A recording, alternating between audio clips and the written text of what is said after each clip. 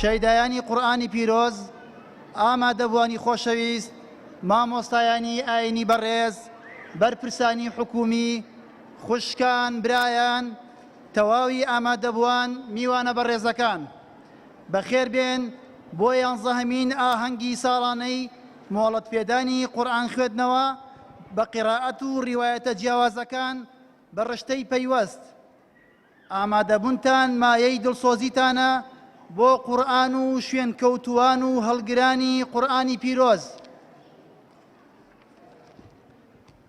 قورئان نورێکە کەلامی خوایە، چرای ڕووناکی هەردوو دونیایە. بەڕێزان، ئاهەنگەکەمان دەڕازێنینەوە بە چەند ئاەتێک لە قورئانی پیرۆز لەلایەن مامۆستا دۆستی ئەحمەد بە ڕیوایەتی حەفص عن عاصم. با بفەرمێت.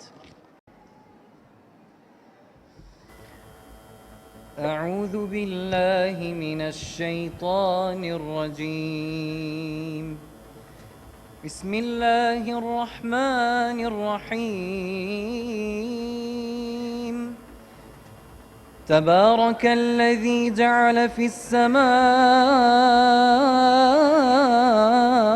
بروجا وجعل فيها سراجا وقمرا منيرا وهو الذي جعل الليل والنهار خلفة لمن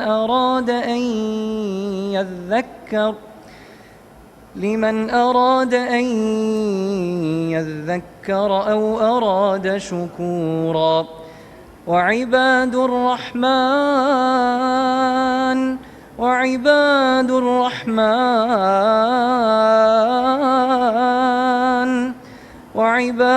الرحمن الذين يمشون على الأرض هونا وإذا خاطبهم الجاهلون قالوا سلاما.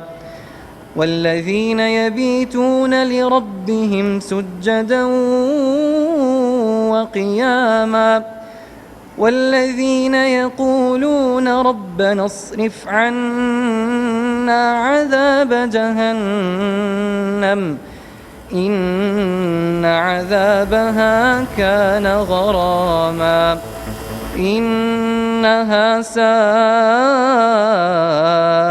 مستقرا ومقاما. والذين إذا أنفقوا لم يسرفوا ولم يقتروا وكان بين ذلك قواما. والذين لا يدعون مع الله إلها آخر ولا يقتلون النفس التي حرم الله إلا بالحق ولا يزنون ومن يفعل ذلك يلقى أثاما يضاعف له العذاب يوم القيامة ويخلد فيه مهانا إلا من تاب وآمن وعمل عملا صالحا فأولئك يبدل الله سيئاتهم حسنات وكان الله غفورا رحيما. خی گەورە پاداشی مامۆستا دۆستی بداتەوە. بەڕێزان، وتەی لقی سلێمانی دەستگاکەمان لەلایەن بەڕێز مامۆستا عەلی عەبدوڵڵاوە پێشکەش دەکرێت. با بفەرمێت.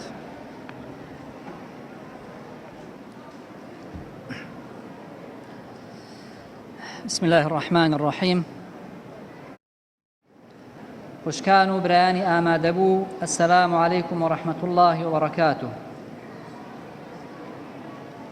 لە ناخی دڵمانەوە بەو پەڕی خۆشحاڵیەوە بە خێرهاتنی جەنابتان دەکەین بۆ 11مین ئاهەنگی ساڵانەی لقی سلێمانی دەستگای نووری حکمە بۆ پەروەردە و ڕۆشنبیری، تایبەت بە مۆڵەت پێدانی قورئانی پیرۆز لە ڕیوایەت و قیرائەتە جۆرا و جۆرەکاندا بۆ پۆلێکی تر لە خوشکان و برایانمان لە فێرخوازانی لقەکەمان.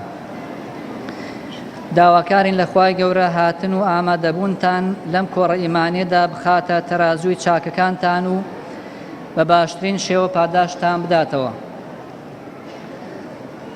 سوپاسی خوای گەورە دەکەین لەسەر گشت نیعمەتەکانی و بە تایبەت بۆ ئەو بەخششە گەورەی کە ئێمەی سەرقاڵی و تەشیرینەکانی خۆی کردووە بە خوێندنەوە و لەبەرکردن و ڕاوەکردنیەوە.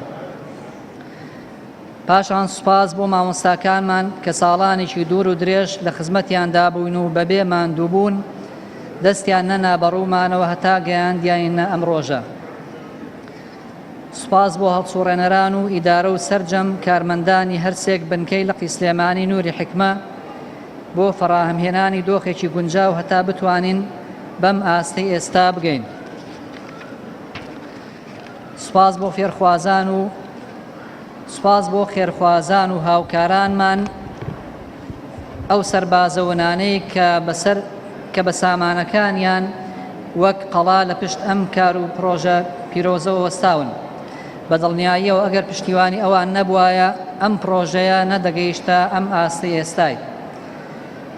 دیارە پاداشتی چاکەی ئەوان تەنها بەخوای پەروەردگار دەدرێتەوە، ئێمە ناتوانین پاداشتی چاکەیان بدەینەوە.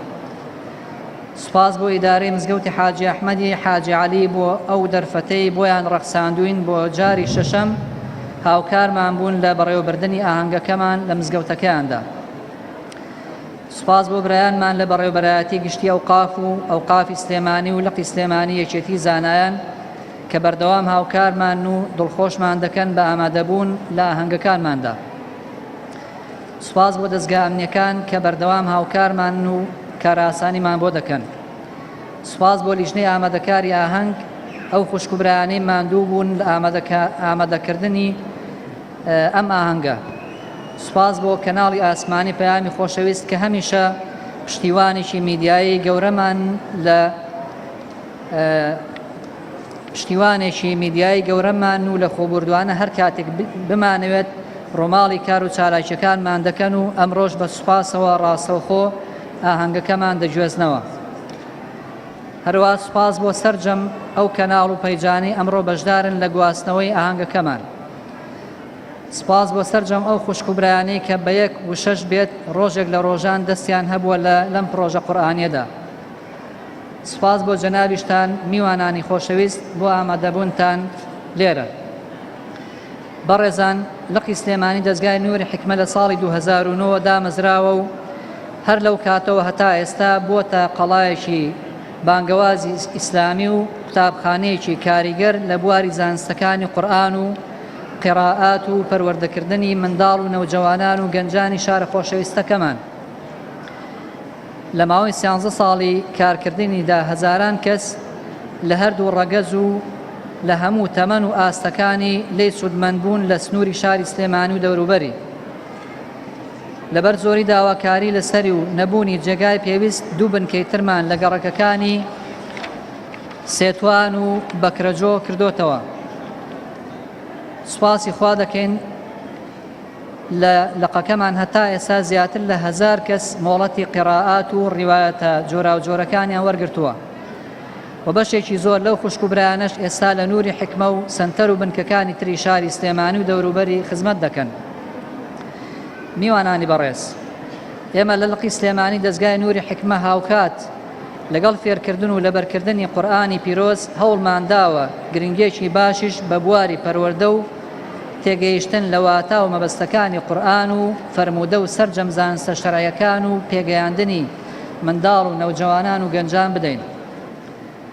بە کورتی چالاکیەکانمان لە بواری فێرکردن و لەبەرکردنی قورئانی پیرۆز و ئەنجامدانی خێوەتگەی پەروەردەیی و ئەکادیمیایی زانستە شەرعیەکان و خولی پێگەیاندن و گەشەپێدانی مرۆیی و کۆڕ و سیمیناری ڕۆشنبیری و ئەنجامدانی بەهارەگەشت و چالاکی تەرفیهی دەبینێتەوە.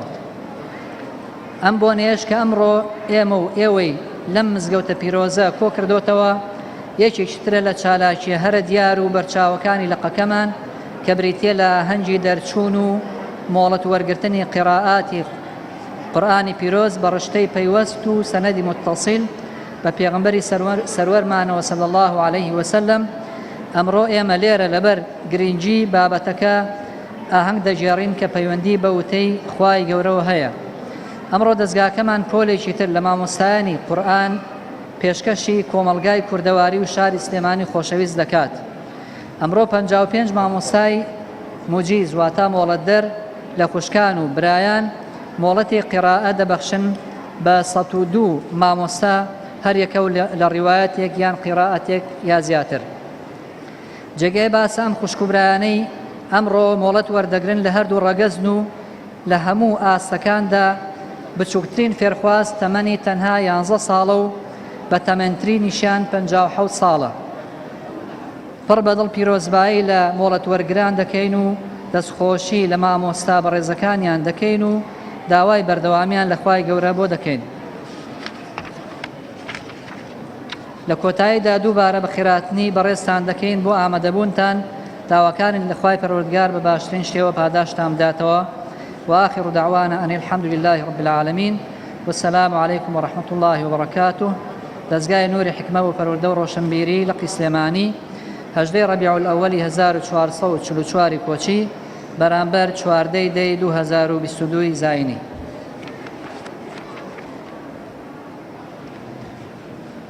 خوای گەورە پاداشتی مامۆستا عەلی بداتەوە. قورئانە مایەی ئارامی دڵان، شیفایە بۆ گشت زام و دەردەکان. دوایین موعجیزەی پەروەردگارە بۆ نەهێشتنی خەم و ئازارە. دەچینەوە خزمەت قورئانی پیرۆز و گوێبیستی چەند ئاەتێک دەبین بە ڕیوایەتی پێشەوە ئیبن کەثیر لەلایەن مامۆستا دڵشاد محەممەدەوە با بفەرمێت.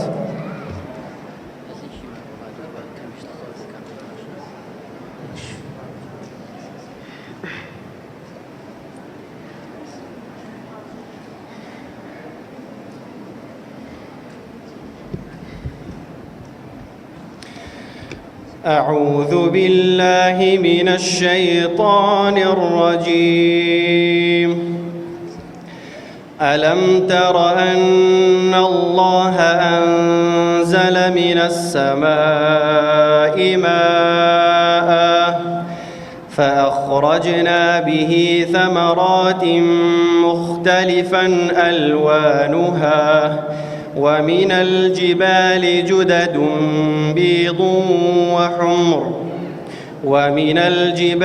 جدد بيض وحمر مختلف ألوانها وغرابيب سود ومن الناس والدواب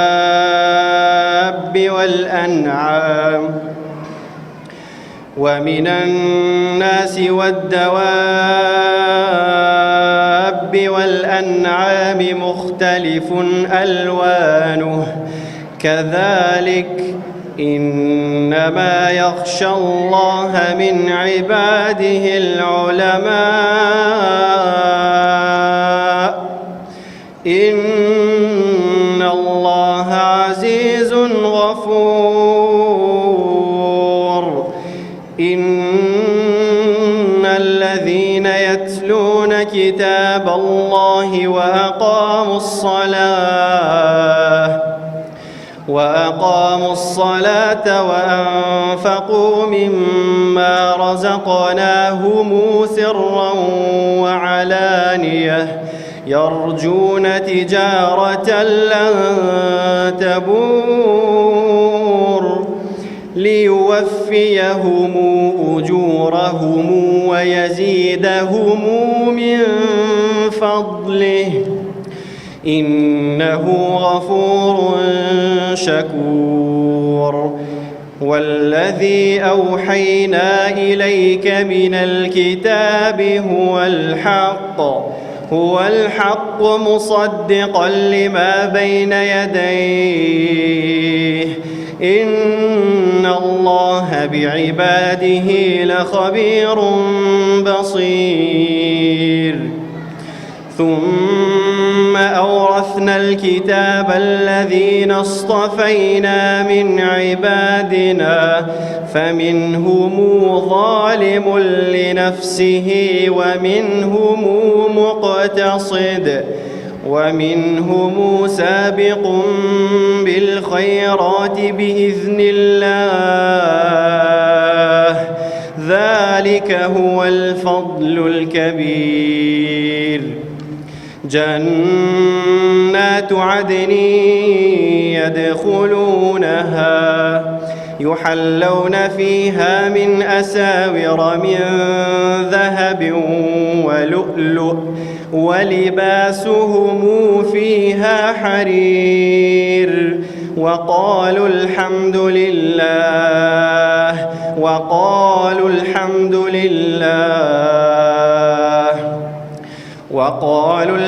لله الذي أذهب عنا الحزن إن ربنا لغفور شكور الذي أحلنا دار المقامة من فضله لا يمسنا فيها نصب ولا يمسنا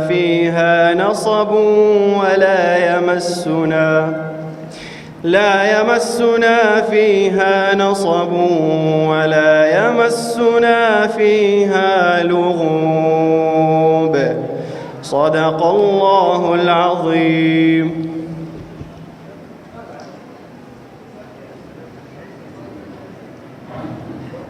خی گەورە پاداشی مامۆستا دڵشاد محەممەد بداتەوە. خۆشەویستان، ئێستاش بەڕێز دکتۆر عەبدوڵڵا حەداد سەرۆکی دەزگای نووری حیکمە وتەیەکمان پێشکەش دەکات با بفەرمێت.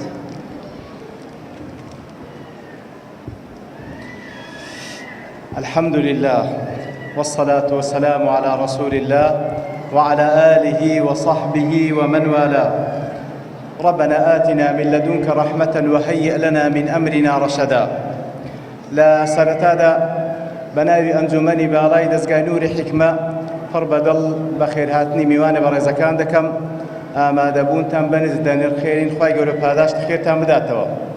و هەروەها زۆر دەستخۆشی لە لقی سلەیمانی دەزگاکەمان دەکەم، هەم لە بەڕێوەبەر بەڕێز دکتۆر زانا و هەروەها بەڕێز دکتۆر دیاری مامۆستای قیراءات و هەروەها هەموو ئەندامان کە لە کارگێڕی ئەو لقەدا کار دەکەن و هەروەها مامۆستایانی بەڕێز بە تایبەتی مامۆستایانی مۆڵەتدەر خوای گەورە پاداشتە خێرتان بداتەوە. و هەروەها پیرۆزبایی لە قوتابی بەڕێزەکان دەکەم، ئەوانەی کەوا ئەوڕۆ ئەو سەنەدە و ئەو ئیجازەیە وەردەگرن، خوای گەورە لێتانی قبول بکە، پیرۆزتان بی، شەڕەفی ئینتیما لە بۆ ئەو سلسلە مبارەکەی کەوا دەگاتەوە لای پێغەمبەر صلی الله عليه وسلم. خوای گەورە لێتانی قبول بکە، لە خوای گەورە داواکارم کە لای ئێوەش تەوفیقتان کە لای ئێوەش ئەو سەنەدە مبارەکە نەوەستێ، بەڵکو ئێوەش بە کەسانیش تر ببەخشن و بەردەوام بی ئەو خێرە مبارەکە. خوای گەورە لە هەموو لایەشی قبول بکە. بەڕێزان، دەزگای نووری حیکمە لە ساڵی 2007 بە فەزلی خوای گەورە بە جوهدی پاشان بە جوهدی چەند برایەکی دڵسۆز لە هەولێردا دامەزراوی ئەعلانی خۆی کرد. ئێستا بە فەزلی ڕەب العالەمین لە زۆربەی شار و شارۆچکەکانی هەرێمدا یان لقێک یان بازنەیەکی هەیە. هیوادارین خوای گەورە سوبحانەوە وتەعالا فراوانتری بکە. دیارە وەکو لە ناوەکەیدا دیارە دەزگای نووری حیکمە بۆ پەروەردە و ڕۆشنبیری دەزگا هەڵدەستێ بە پەروەردەکردنی تاک ئینجا لە کوڕان و لە کچان، لە تەمەنی منداڵی و نەوجەوان و گەنجاندا بە پەروەردەیەک کەوا هەڵقوڵاوی قورئان و سونەتە. ئەو قورئان و سونەتەی کە ڕەب العالەمین خاوەنێتی کە لە ڕێگای ڕەحمەتەن للعالەمین بە مرۆڤایەتی گەیشتووە. ئەو زاتەی سوبحانه وتعالى هەروەکو لە خەڵقەکەیدا ما ترى في خلق الرحمن من تفاوت، هیچ خەلەل نابینیەوە لە تەدبیری لە بۆ ئەو بوونەوەرەیدا. لا الشمس ينبغي لها أن تدرك القمر ولا الليل سابق النهار كل في فلك يسبحون. بەهەمان شێوە لە شەریعەتەکەیدا وتمت كلمة ربك صدقا وعدلا صدقا في أخباره عدلا في أحكامه شريعة كشي هر هموي لأخبار لهوالكاني بيشين دواتريش أو بري راستية لأحكام كانشي أو بري عدالة لبروي ذاتك الحكيم لم يخلق شيئا عبثا ولم يشرع إلا ما هو عين المصلحة هيج شتيق لو بون وردا ببي هدف ببي حكمة خلقي نكردية هيج شتيق نكردي تشريع لبو بندكاني حتى وكو أوفري مصلحتي بندكاني تيدا نبي إتر شريعتك كواتيدا أخواي قورد فرمي إن الله يأمر بالعدل والإحسان وإيتاء ذي القربى وينهى عن الفحشاء والمنكر والبغي كسيك أجر بابن ببو شريعته كسيك دز بو شريعته وبقري جياني وكو جياني أو بونوري لديك وما ترى في خلق الرحمن من تفاوت بهيج شيوي خللو سلي شيواوي لجياني داناميني بلكو دبيت كسك الذين آمنوا ولم يلبسوا إيمانهم بظلم أولئك لهم الأمن وهم مهتدون أمن أمان بدز دين اللان پروردگار ولا دنيا ولا قيامت كسانك پابند بن بو شريعتي فمن تبع هداي فلا خوف عليهم ولا هم يحزنون پابند ببو شريعتي نخفت نترسي نامينه كسك پابند ببو شريعته فمن اتبع هداي فلا يضل ولا يشقى نقم راد بلا دنيا نبت بخد بلا قيامت ولا سر مستواي تاك ولا سر مستواي كومالقاو جمعي بشريتيش ولو أن أهل القرى آمنوا واتقوا لفتحنا عليهم بركات من السماء والأرض أجر أو بشرية بابا ببو منهزا والله لآسمان لزوية وبركة ريان تيدكا بلام لقل أوش تماشا لكي كاتك أو بشرية إلا ما رحم ربي وكل سر مستواي أمم جماعات بشتي لو شريعة كردية تماشا لكي أوهموا آجاووا أوهموا فتنوا أوهموا بلا مصيبتيك رويتي كردي خوابنا من دا لوهر أوان دلين يا حسرة على العباد براستي تيقاي حسرة أو در جوهرة بقيمتك أخواي قول لوين روانا كردي بشتيان تي كردي ولا نتيجة دا حاليان بحال بو حالة قيشتيا يتبرزان وأخواي قول دفن قل هذه سبيلي أو رقاي إيميا أو منهجي إيما بنيازين كسانك بپشتوانی رب العالمين پیشکشی او کۆمەڵگایە بکەین کە وەکو خوای گەورە دەفەرمی والذين يمسكون بالكتاب وأقاموا الصلاة إنا لا نضيع أجر المصلحين كسانك كوا قايم دس بقرآن بيروز وبقرن علما وعملا ودعوة بوفري علم وبتيجيشتنو لقرآن ولسنات إنزا بعملوا لبيشوي همو كردوكانشيان نوێژەکانیانە و پەیوەستن بە نوێژەکانیان و ئەو پەڕی پەیوەندی پتەویان هەیە لەگەڵ پەروەردگاریان و هەروها لە دەعوەشیان مصلحن لێ دەفەرمی هەر ئەوانەنە مصلحن ئینا لا نضیع ئەجر المصلحین کەسانێکی چاکەکارن کەسانێکن لە بۆ خودی خۆیان چاکن و لەو دەوروبەر و لە بۆ کۆمەڵگاشیان ئەو پەڕی چاکەکارن و خەڵکانێک و کۆمەڵگا لە لەسایەیاندا بحەسێتەوە. ئیتر بەڕێزان ئەوە هیوا و ئاواتمانە، ئەوە مەبەستمانە کەوا فعلەن ئەو خەڵکە ڕوو لە خۆشی بی، مەبەستمانە ئەو خەڵکە ڕوو لە سەلامەتی بی، ڕوو لەو خوایە بی سوبحانه وتعالى کەوا ناوێک لە ناوە پیرۆزەکانی ئەسسەلامە کە پێغەمبەرەکەی صلی الله عليه وسلم فێری کردین ئوفشوا السەلامە بەینەکم، سەلام لە نێوان یەکتری بڵاوکەنەوە. پێغەمبەرمان صلی الله عليه وسلم کە فێری کردینە بەلای کەمی ڕۆژێ دەجار ذیکری ئەسسەلام بڵێینەوە، چونکە لە دوای نوێژە فەرزەکان وەکو پێغەمبەر صلی الله عليه وسلم فێری کردین اللهم أنت السلام ومنك السلام. ئیتر چاوەڕوانی خێر لە هەڵگرانی ئەو دەعوە بانگەوازە دەکرێت. لێ هیوادارم هەموو ئەوانەی کەوا لەگەڵ ئێمە لێ کۆمەڵگا دەژین، هیوادارم هەمووی متعاون بن لەگەڵ ئێمە، یارمەتی دەربن، ڕێگامان لۆ ئاسان بکەن، لەبەر ئەوەی والله هەر ئەو داعوە و بانگەوازەیە کە خوا خاوەنێتی و بەقائیش هەر لە بۆ ئەوە و مستەقبەلیش هەر لە بۆ ئەوە ولا قيامتيش والله يدعو إلى دار السلام أو يدس بومن هذا بقري خواي جور برو دار السلام كبهشتا ديباتن كرزامان وخواي جورا لو كسانمان بجميري لخواي جور ده باريمو هرو كلير ده لخدمة قرآني بيروس كوي كدينوا خواي جورا بوشي لخدمة رسول الله صلى الله عليه وسلم لبهشتي بانو برين كومام كاتوا دووبارە پیرۆزبایی لە قوتابیانی بەڕێز دەکەم دەستخۆشی مامۆستایانی بەڕێز دەکەم و بەخێر هاتنی میوانانی بەڕێز دەکەم وصلى الله وسلم على نبينا محمد وعلى آله وصحبه أجمعين وآخر دعوانا الحمد لله رب العالمين. خوای گەورە پاداشتی کاک دکتۆر عەبدوڵڵا بداتەوە. هەر کەس پەروەردە بکرێ بە قورئان سەرفراز دەبێ لە هەردوو جیهان. بخوێنن قورئان کاری پێ بکەن توێشوو بۆ خۆتان مسۆگەر بکەن. بەڕێزان پێکەوە گوێ دەگرین بۆ سوورەتی ئەشەمس لەلایەن چاوگەشەکانی حیکمەوە پێشکەشمان دەکرێت با بفەرمونون. بەڕێزان ئەم چاوگەشانە هەر لە سەرەتاوە جوزی عەممەیان پێ لەبەر کراوە. خوای گەورە پاداشتی مامۆستاکانیان بداتەوە کەوا زۆر ماندوو بوون لەگەڵیاندا.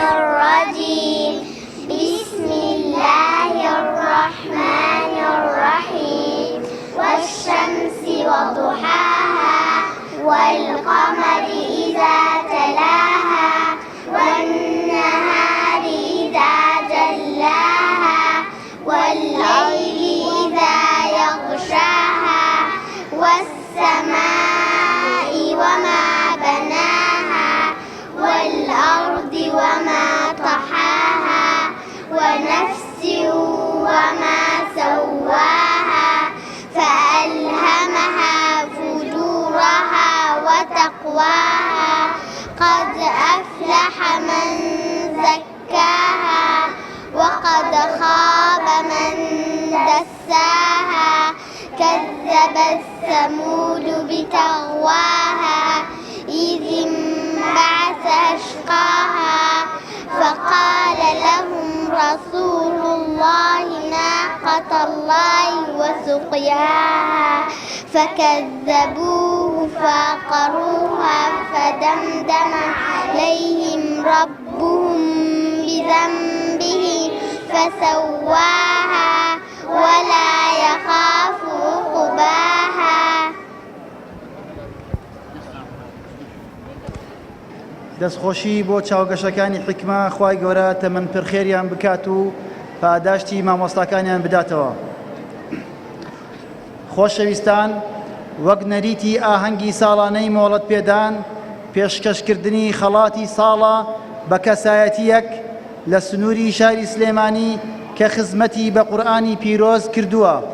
بۆ ئەم ساڵ مامۆستای بەڕێز مامۆستا عوسمان ئەحمەد مستەفا سەرسوراوی دیاری کراوە بۆ وەرگرتنی ئەو خەڵاتە بە مامۆستای بەڕێز بفەرمێت بۆ وەرگرتنی خەڵاتی ڕێزلێنان. هەروەها بەڕێز مامۆستا نەجمەدین نوێنەری یەکێتی زانایانی لقی سلێمانی بفەرمێت بۆ پێشکەشکردنی خەڵاتەکە.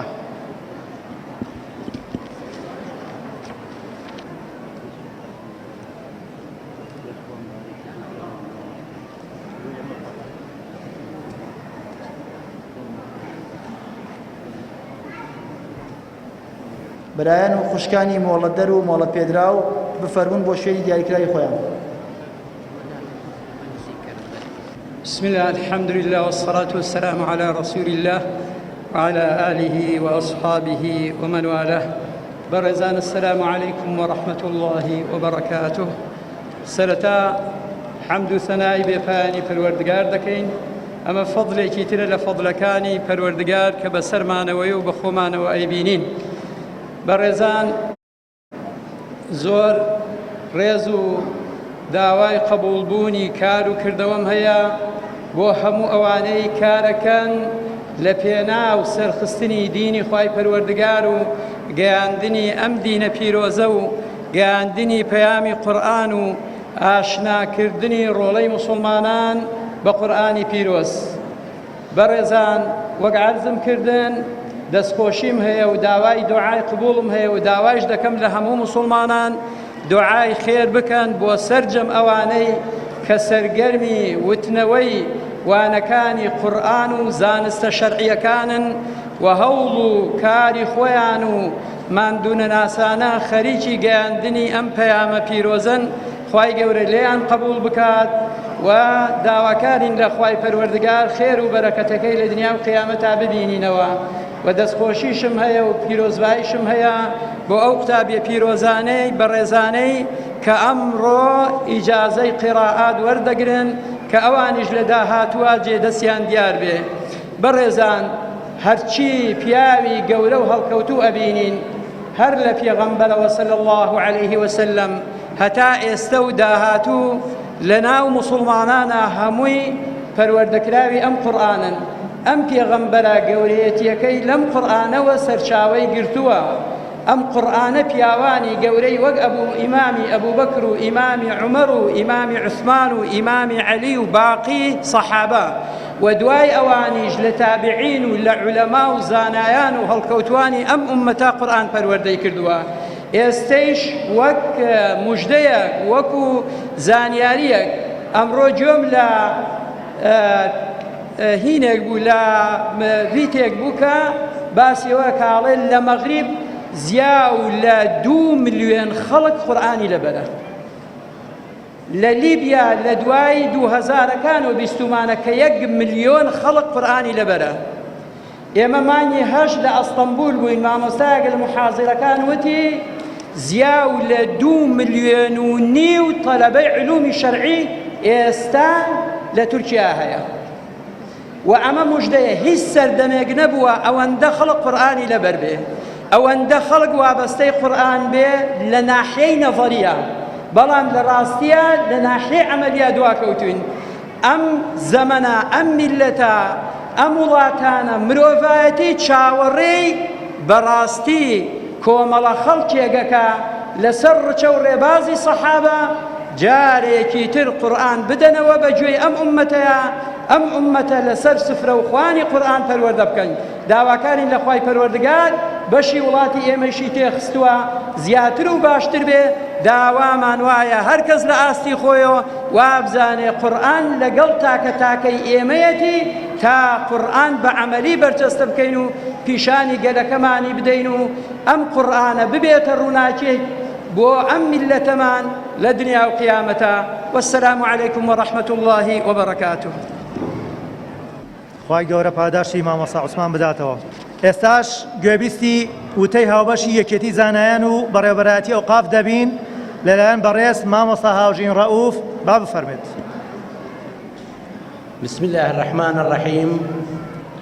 سپاس و ستایش بۆ خوای گەورە و پەروەردگار، درودی خوای گەورە لەسەر پێغەمبەرمان عەلەیهی سەڵات وەسەلام، ڕەزای خوای گەورە لەسەر یار و یاوەروان و شێکەوتوانی هەتا ڕۆژی دوایی.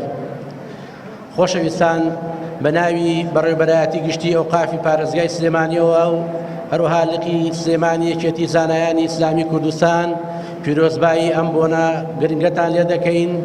ئێمە وەکو بەڕێوەبەرایەتی گشتی وەکو وەزارەتی ئەوقاف هەمیشە پشتیوانی ئەم جۆرە خولانەین، ئەم جۆرە پەروەردەیانەین کە لەلایەن هەچ دەستگایەکی دینی هەچ موەسسەسەیەکی دینی پێ هەڵبسێت. ئێمە ئەم جۆرە دەستگایانەش هاوشان لەگەڵ حوجرەکانی خۆمان لە مزگەوتەکاندا بەرزی دەنرخێنین. دەستخۆشی لە مامۆسایانی ئەم خولە دەکەین، هەروەها پیرۆزباییش لە بەشداربوانی ئەم خولە دەکەین کە لەمڕۆدا مۆڵەتیان پێ دەدرێت، مۆڵەتی خوێندنەوەی قورئانی پیرۆز. بەڕێزان، ئێمە بە درێژایی مێژوو ئەهلی عیلم و زانست دەوری کاریگەری خۆیان هەبووە لە مێژووی مرۆڤایەتیدا. هەمیشە توانیوانە گۆڕانکاری دروست بکەن لە ذهنیەتی تاکەکانی کۆمەلگا لە جیهاندا. لەو کاتێک کە دینی پیرۆزی ئیسلام گەیشتۆ بە میلەتی کوردی موسڵمان، میلەتی کوردی موسڵمان زۆر بە خۆشحاڵیەوە پێشوازی لەو دینەی لەو قورئانی خوای گەورە کوردەکە لایەن پەیامبەرمانەوە گەیشتۆ پێمان. بەڕێزان، بەڵگەشمان بۆ ئەوە بە درێژایی مێژوو لە کوردستانە کاتێک کە مزگەوت دروست کراوە لە شار و شوارەچووکەکان یاخود لە بەڵێن لە هەر شوێنە دروست کرابێت لە پاڵیا شوێنێک بۆ خوێندنی قوتابیان و بۆ فێرکردنی فێرخوازان دروست کراوە. دلیلمان بۆ خۆتان نەزانانی ینی چەندین زانا و چەندین پایداری مەزنی ئەم گەلەمان پەروەردە بۆ لە ڕێی مزگەوتەکانەوە، هەم لە بواری سیاسی هەم لە بواری ئاینی. ئێستا لە وڵاتانی منتیقەکە و لە دەرەوەش چەندین زانایانی ئیسلامی هەن کە ناویان بڵندە و پایەیان بەرزە کوردن و مسلمانن. لەبەرەوە بەڕێزان ئێمە وتمان یەکەم شت لەوانە شوێنی خوێندن دروست کراوە لە پاڵ شوێنی نوێژ خوێندن، هەروەها گرنگی دراوە بە پەیداکردنی مامۆستا و زانای پایە بەرز بۆ ئەوەی لەو خولانەدا وانە فێری خوێندکارەکان یاخود فێرخوازەکان بکەن بۆ ئەوەی ئاشنا بن بە قورئانی پیرۆز. هەروەها هاوکاریش دابین کراوە لە سەردەمانی کۆنەوە بۆ ئەو مامۆستایانەی کە لەو بوارەدا دەور و کاریگەریان هەیە بۆ فێرکردنی فێرخوازان. بۆیە ئێمە وەکو میلەتی کورد بەڕاستی زۆر بە خۆشحاڵیەوە دینەمان وەرگرتووە. بۆیە من لێرەوە نامێت درێژە بە وتەکەمان بدەین. ئێمە وەکو خۆمان وەکو بەڕێبەرایەتی گشتی وەکو وەزارەتی ئەوقاف زۆر گرنگی بەم بوارانە دەین و دەستخۆشیشتان لێ یەکەین.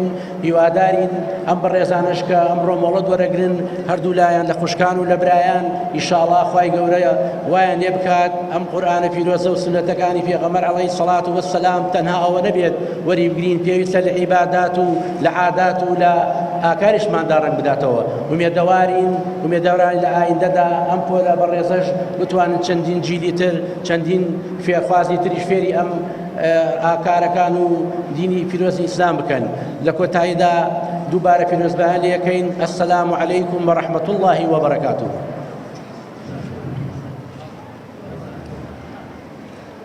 خوای گەورە پاداشتی مامۆستا هاوژین بداتەوە. بەڕێزان خۆشەویستان، ئێستاش گوێبیستی وتەی بەڕێز دکتۆر دیاری ئەحمەد قەساب دەبین، سەرۆکی لیژنەی ڕاستاندنی مۆڵەت لە لقی سلێمانی. با بفەرمێت بۆ پێشکەشکردنی وتەکەی.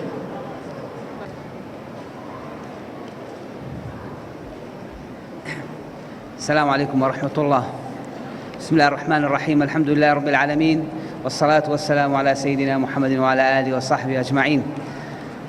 زۆر بەخێر هاتنی هەموو لایەکەم یاخوا بەخێر بن مامۆستایانی بەڕێزمان، قوتابیان و خۆشەویستان و برادەران و هەموو لایەک بەخێر بن. خوای گەورە دەزای هەموو لایەک بێتەوە.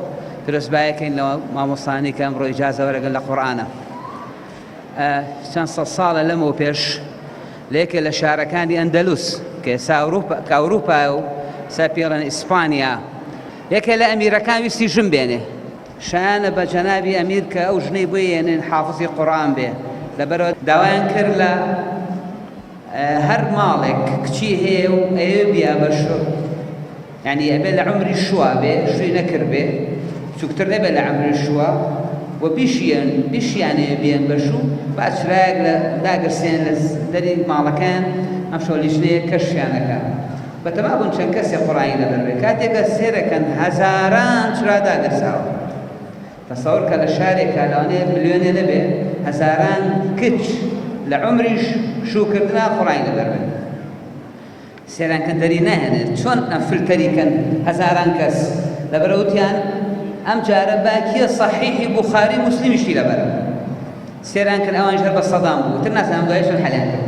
بە هەر حاڵ ئەمە تاریخی ئومەتی ئێمەیە کە ئافرەتان پێش قورئانیان لەبەر کردووە و ئێستاش واقعاً وایە الحەمدولillah ئافرەتان زۆرترن لە کوڕەکان لە پیاوان. الحەمدولillah خوای گەورە دەزایان باتەوە. مەبەستم چی بوو؟ بەسم لە ئێمە ئومەتی قورئانی باشە ئەم مناڵە بچکۆلانەی تۆ سەلەمەوە پێش قورئانیان خوێنەوە، هەندێکیان نەچووتە مەکتەب، بۆ مێشکان پڕەکەنەوە بەم کەلیماتانە، بەم کەلیماتە قورسانە.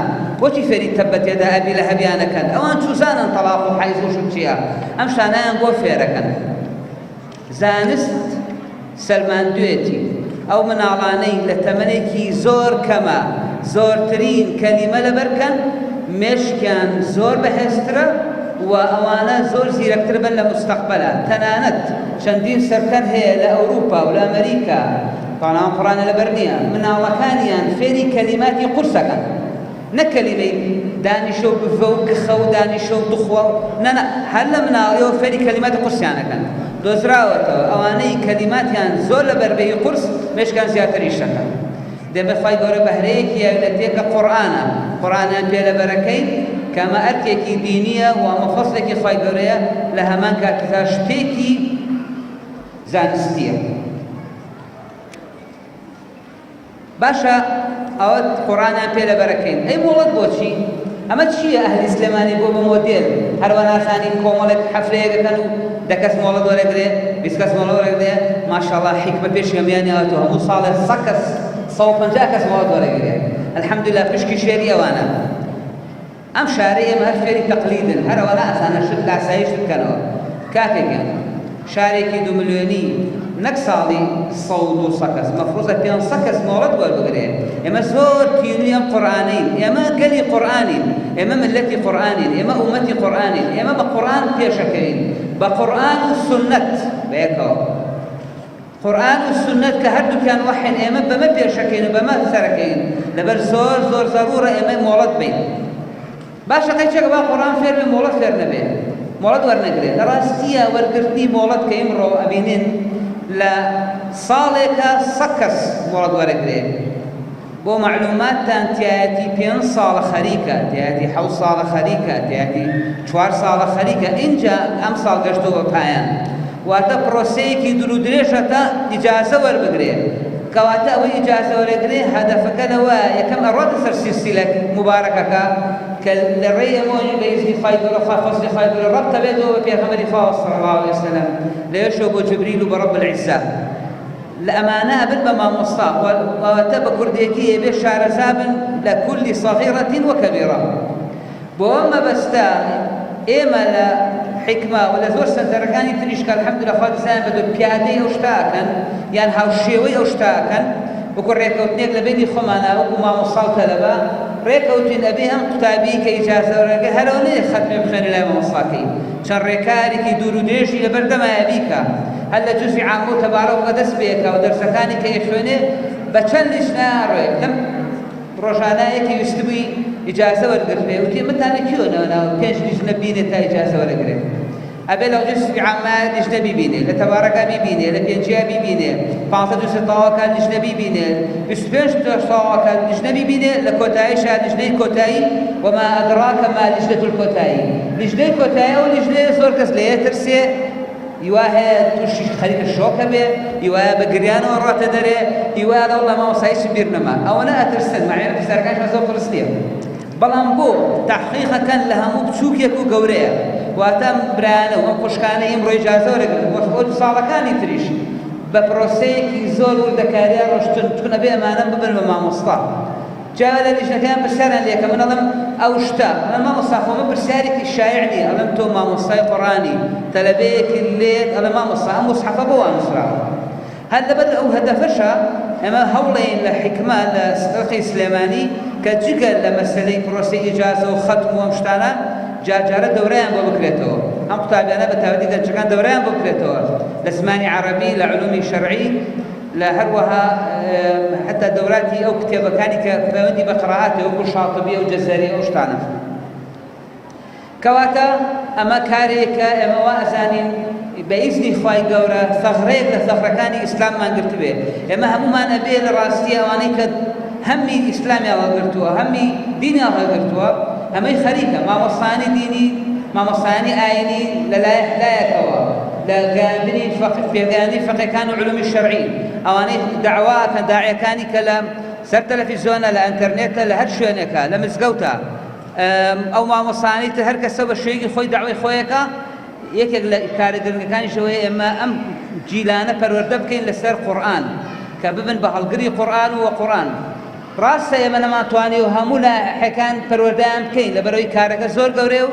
ژمارەکەش ماشەڵڵایان لێبێ زۆر زۆرە دەتوانی بڵێی بە هەزارانە ساڵانە لەبەرەوە ژمارەیەکی زۆرە هەر ئەوەنە فریاکەوین کە ئێمە لایەنێکیان فێرکەین داواکانی لە برایان و خوشکانمان لە سەنتەرەکانی تر هەمویان بەشدار بن لەگەڵمانە من خۆم شەخسیان زۆرم پێخۆشە هەموو ساڵێک 100 سەنتەر بکرێتەوە یەخۆران نەکدا بەڵام مویمێ ڕێکارەکانی ڕێکارێکی زانستی بێ ڕێکارەکانێکی بەو شێوە بێ کە ئێمە دائمە بە تەلەبەکان ئەڵێن تۆ ئیجازە وەرگرتووە بەم شەرطانە گوناحبارە بیوانەیەی چی وەرگرتووە ئەوای لێیتەوە ئێمە لە مامۆستای گەورە مامۆستا شێخ ئیبراهیمە وەرگرتووە من گەیانەوە بۆ برایانی تر ئەوانیش الحەمدولillah خوا دەزانێت بە تۆمیان ڕۆژانە شەو ڕۆژ خەریکن لەگەڵ خوشکانە چۆن فێربووین دەبێ ئاوا بیگەڕێتەوە لەبەرەوە ئەگەر سەنتەرەکان تا زیابن کەمە بۆ ملەتەی ئێمە کو مامۆستا عوسمان ئیشارەتی پێکرد کە خوای گەورە نسیبێکی گەورەمان باتێ لەم خێرایە بەڵام ئەبێ ڕێکارەکانیان ڕێکارێکی زانستی و مەزبوط بێ.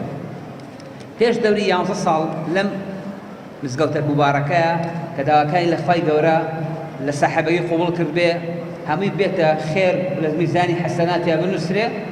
نزیکی 11 ساڵەوە پێش یەکەم احتیفالی ئیجازاتمان کردەوە الحەمدولله بە ئامادەبوونی چەندین خەڵکات ئەو کاتە ئەوەنە شتێکی تازە بوو، نوێنەرانی پەرلەمان و ئەوقافوانە هەمێ بەجددی بەشداریان کرد، چونکە ئەم ظاهیرەی پێدانی ئیجازەی قورئان لە کوردستانە فترەیەکی زۆر بوو نەمابوو. الحەمدولله لەو کاتۆ تا ئێستا سەدان کەس ئیجازەی وەرگرتووە و ئەم ساڵمان کە ساڵی 11هەممان هەر لە عینە مزگەوتی پیرۆزە خوای گەورە داواکن خوای گەورە یارمەتیان بە لە کاک حاجی ئەحمەد لە بەنەماڵەکەیان خوای گەورە بیخاتە میزانی حەسەناتە لەوانەی خزمەتی مزگەوتەکەن خوای گەورە لە هەموو لایەکی قبوڵکە.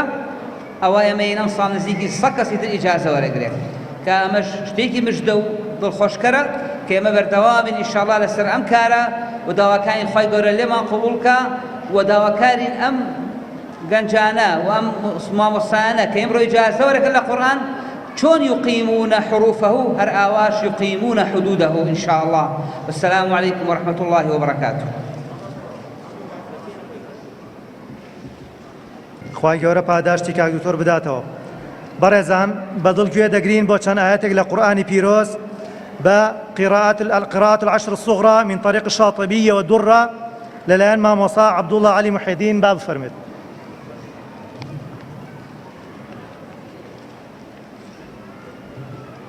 أعوذ بالله من الشيطان الرجيم. بسم الله الرحمن الرحيم. ألف لام ميم. ألف لام ميم. الله لا إله إلا هو الحي القيوم. الله لا إله إلا هو الحي القيوم. الله لا إله إلا هو الحي القيوم. نزل عليك الكتاب بالحق مصدقا لما بين يديه. نزل عليك الكتاب بالحق مصدقا لما بين يديه وأنزل التوراة والإنجيل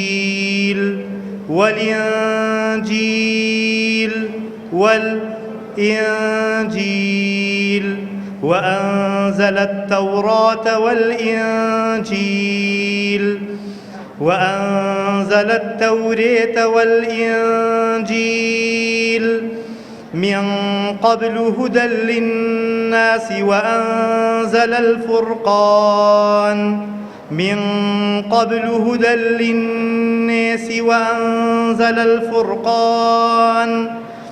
إن الذين كفروا بآيات الله لهم عذاب شديد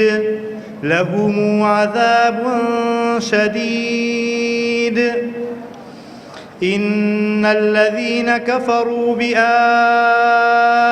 الله لهم عذاب شديد. إن الذين كفروا بآيات الله لهم عذاب شديد. والله عزيز ذو انتقام. إن الله لا يخفى عليه شيء في الأرض ولا في السماء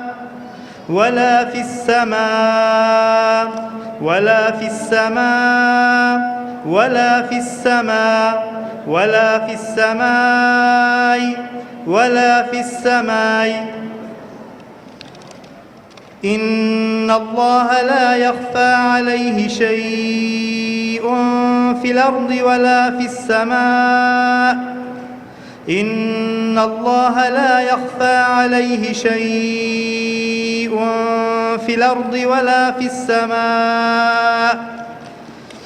إن الله لا يخفى عليه شيء في الأرض ولا في السماء إن الله لا يخفى عليه شيء في الأرض ولا في السماء إن الله لا يخفى عليه شيء في الأرض ولا في السماء إن الله لا يخفى عليه شيء في الأرض ولا في السماء ولا في السماء ولا في السماء ولا في السماء ولا في السماء إن الله لا يخفى عليه شيء في الأرض ولا في السماء ولا في السماء ولا في السماء ولا في السماء ولا في السماء ولا في السماء هو الذي يصوركم في الأرحام كيف يشاء كيف يشاء كيف يشاء كيف يشاء كيف يشاء كيف يشاء كيف يشاء هو الذي يصوركم في الأرحام كيف يشاء هو الذي يصوركم في الأرحام كيف يشاء هو الذي يصوركم في الأرحام كيف يشاء كيف يشاء كيف يشاء كيف يشاء كيف يشاء لا إله إلا هو العزيز الحكيم لا إله إلا هو العزيز الحكيم لا إله إلا هو العزيز الحكيم هو الذي أنزل عليك الكتاب منه آيات محكمات أنزل عليك الكتاب منه آيات محكمات هو الذي أنزل عليك الكتاب منه آيات محكمات هو الذي أنزل عليك الكتاب منه آيات محكمات أنزل عليك الكتاب منه آيات محكمات آيات محكمات هن أم الكتاب وأخر متشابهات فأما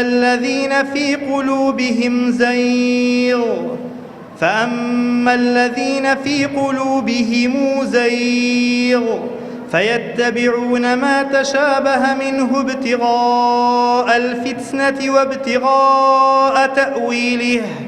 وابتغاء تاويله فيتبعون ما تشابه منه ابتغاء الفتنة وابتغاء تاويله وما يعلم تأويله إلا الله وما يعلم تأويله إلا الله وما يعلم تأويله إلا الله وما يعلم تأويله إلا الله وما يعلم تأويله إلا الله والراسخون في العلم يقولون آمنا به كل من عند ربنا يقولون آمنا به كل من عند ربنا يقولون آمنا به كل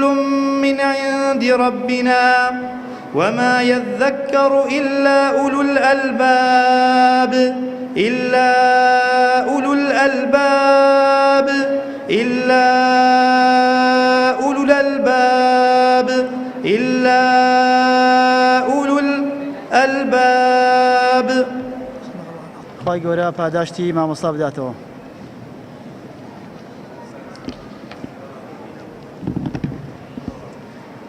بەڕێزان یەکێک لە بڕگەی ساڵانەی ئاهەنگ ڕێزلێنانە لە هەندێک مامۆستایانی ماندوونەناس لە لقی سلێمانی کە تەمەنێکیان لە خزمەتکردنی قورئانی پیرۆز بەڕێ کردووە. خۆشەویستان، هەموو مامۆستایان شایستەی خەڵاتن. ئێمە ناتوانین لە ئاهەنگێکی ئاوادا خەڵاتی هەمووان بکەین، بۆیە هەر ساڵە و کۆمەڵێک لەو مامۆستایانە خەڵات دەکەین. بەڕێز شێخ ئیبراهیم بفەرمێت بۆ پێشکەشکردنی هەندێک لەو خەڵاتانە. فليتفضل الشيخ إبراهيم المشهداني لتقديم شهادات تقديرية لبعض الأساتذة القرآن الكريم.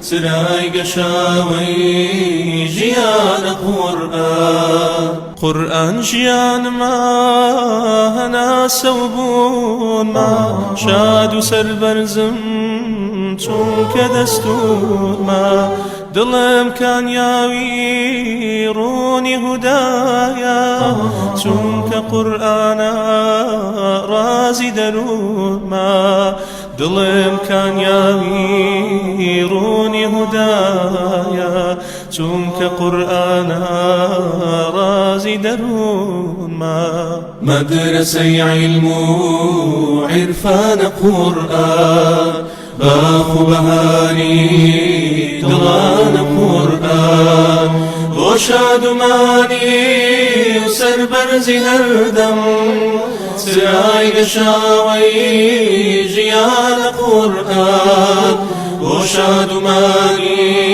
و سەربەرزی هەردەم سرای گەشاوەی ژیانە قورئان شەوکە لێڵایی چاوان مەگەرێ نوری قورئانە دنیا داگرێ تیشی ڕەوشەنی ئەدا لە سینە بەهارە بە قورئان بڕوێ تیشی ڕەوشەنی ئەدا لە سینە بەهارە بە قورئان بڕوێ مدرسەی عیلم و عیرفانە قورئان باخ و بەهاری دڵانە قورئان بۆ شادومانی و سەربەرزی هەردەم سرای گەشاوەی ژیانە قورئان بۆ شادومانی و سەربەرزی هەردەم